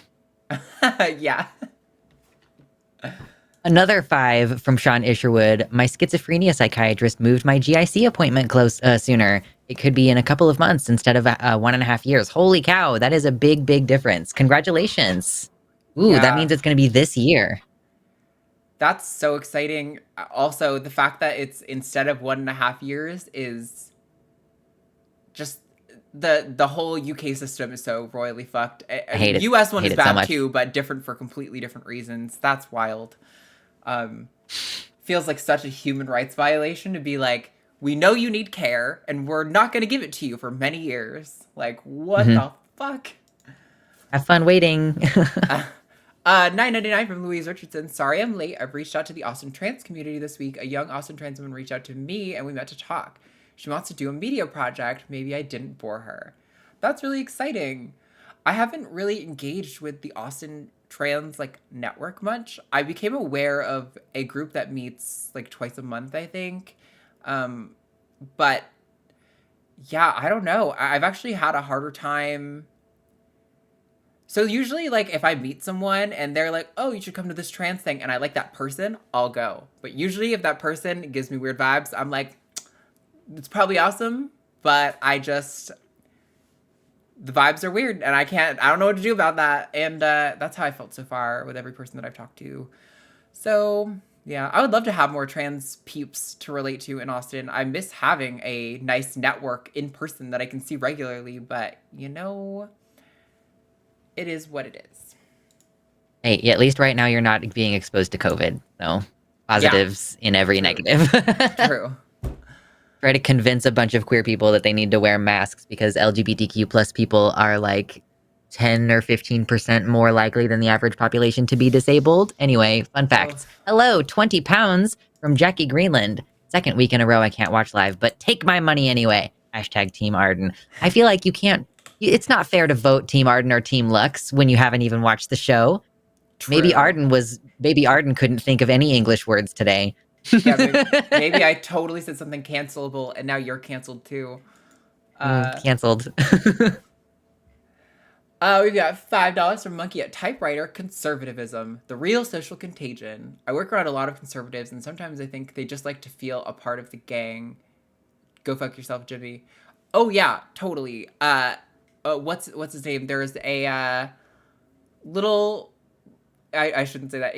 He's a grown man, but he's pretty young and he looks small to me. He does this thing where he interviews people, Trumpers and stuff, and all of the time he'll be like, oh, so what about this thing Trump did? And they'll be like, what? I haven't heard about that. And it blows my mind that they're just not aware of the things he says and does, but completely defend and advocate on his behalf. It is very shocking.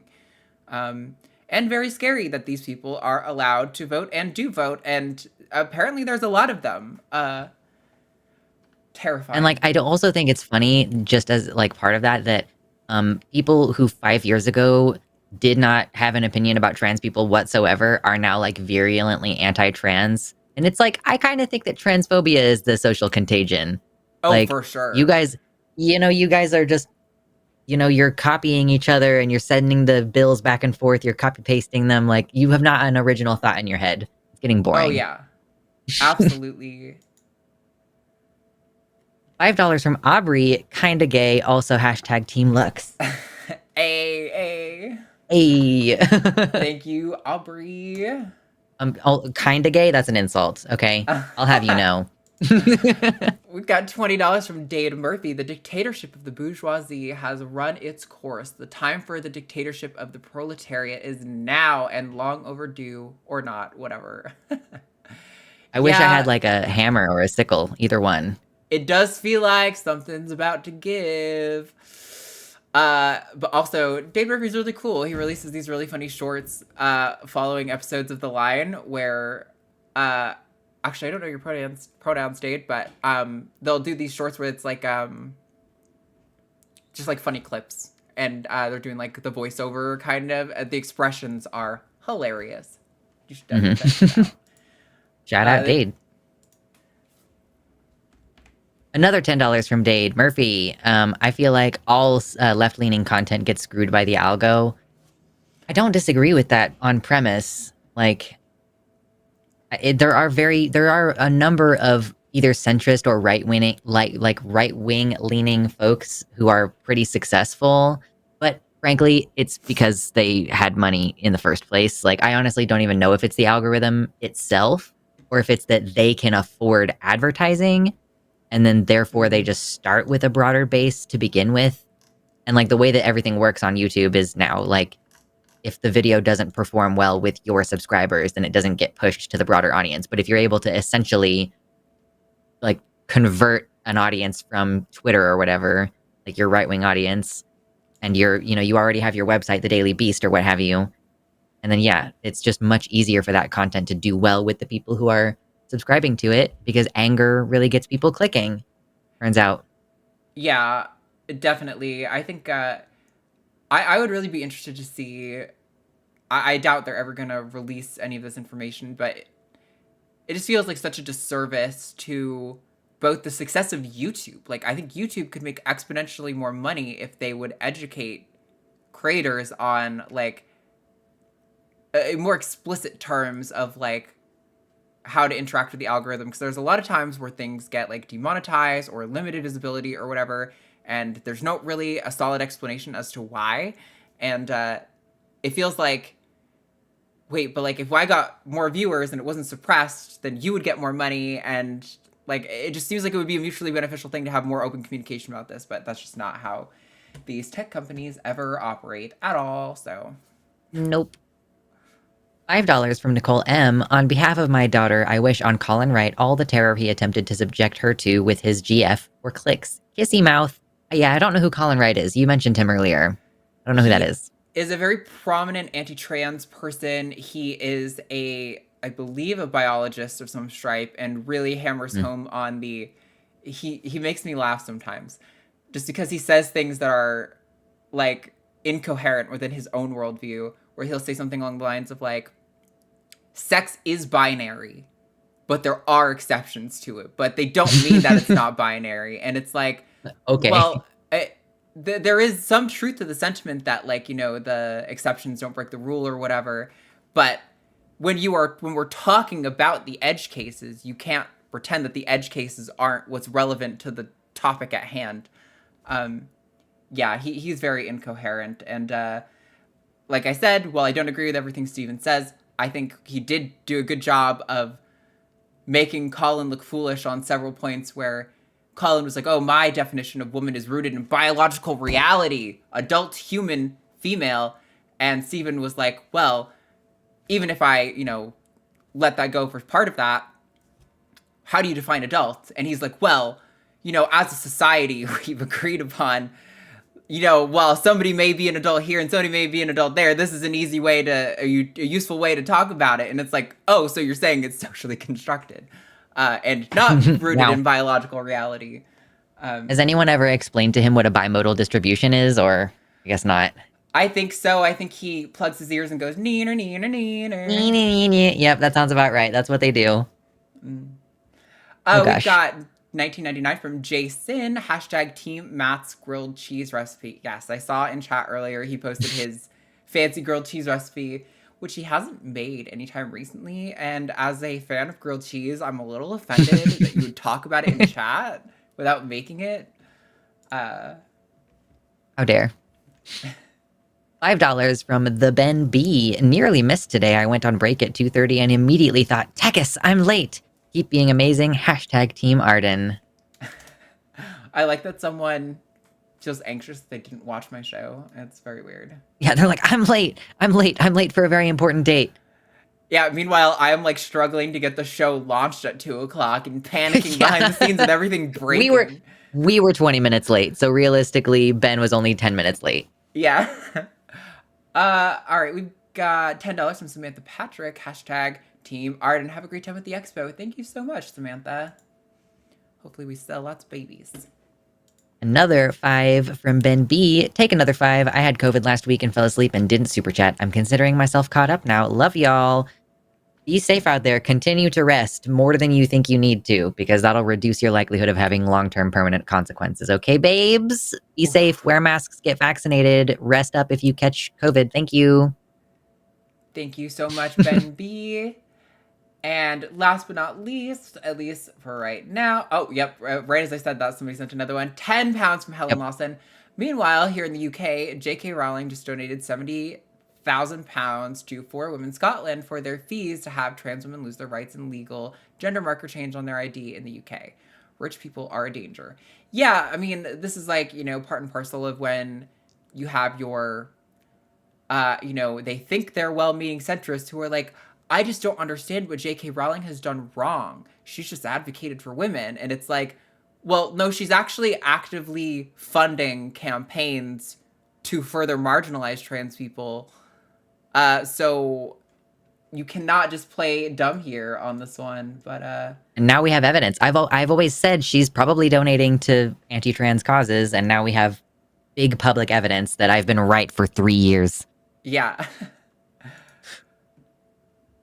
$5 from Monkey at Typewriter. Also, hashtag Team Lux. We need to have more of it in our lives. Good luck to Epic Loot Exotics this weekend. Yeah.